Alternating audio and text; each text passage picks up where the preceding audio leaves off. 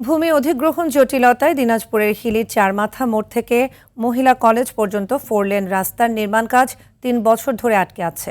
দীর্ঘদিন কাজ বন্ধ থাকায় সড়কের বিভিন্ন অংশ ভরে গেছে খানাখন্দে। শুষ্ক মৌসুমে ধুলোবালিতে ছেয়ে যায় চারপাশ। বর্ষায় সামান্য বৃষ্টিতেই জমছে হাঁটু পানি। চরম ভোগান্তি পোহাতে হচ্ছে যাত্রী, পথচারী ও চালকদের। দিনাজপুরের হিলি প্রতিনিধি আব্দুল আজিজের পাঠানো তথ্যচিত্রে বিস্তারিত জানাচ্ছেন সাকিব আল হাসান। তিব্বত লাক্সারি সো, বাংলাদেশের রূপ। দিনাজপুরের হিলির চারমাথা থেকে মহিলা কলেজ পর্যন্ত প্রায় 1 কিলোমিটার রাস্তার এমনই বেহাল দশা। ভূমি জটিলতায় 3 বছর ধরে বন্ধ হয়ে পড়ে আছে নির্মাণ কাজ। 2022 সালে 34 কোটি টাকা ব্যয়ে শুরু হয় সড়কটির 4 লেনের কাজ।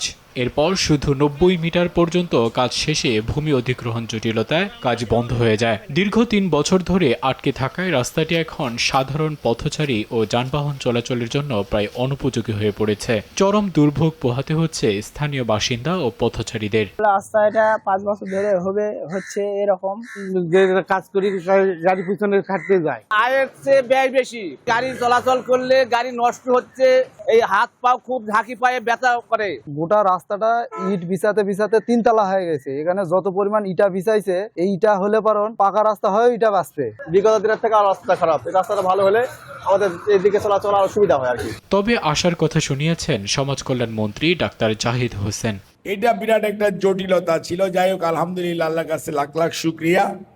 এটা গতকালকে অ্যাকচুয়ালি মিটেছে। এখন ডিসিকে আমরা সমস্ত টাকা সরকার দিয়ে দিয়েছে। ডিসি এখন ওই যে 8 ধারা করে সেটি করে আপনাদের এখানে যারা ক্ষতিগ্রস্ত তাদেরকে ক্ষতিপূরণ দিয়ে এই রাস্তা টেন্ডার হবে এবং এই রাস্তা খুব সহসাই কাজ হবে। দ্রুত টেন্ডার সম্পন্ন করে রাস্তাটির নির্মাণ কাজ শেষ করবে সরকারের সংশ্লিষ্ট বিভাগ, এমনটাই চাওয়া হিলিবাসীর। সাকিব আল হাসান, RTV।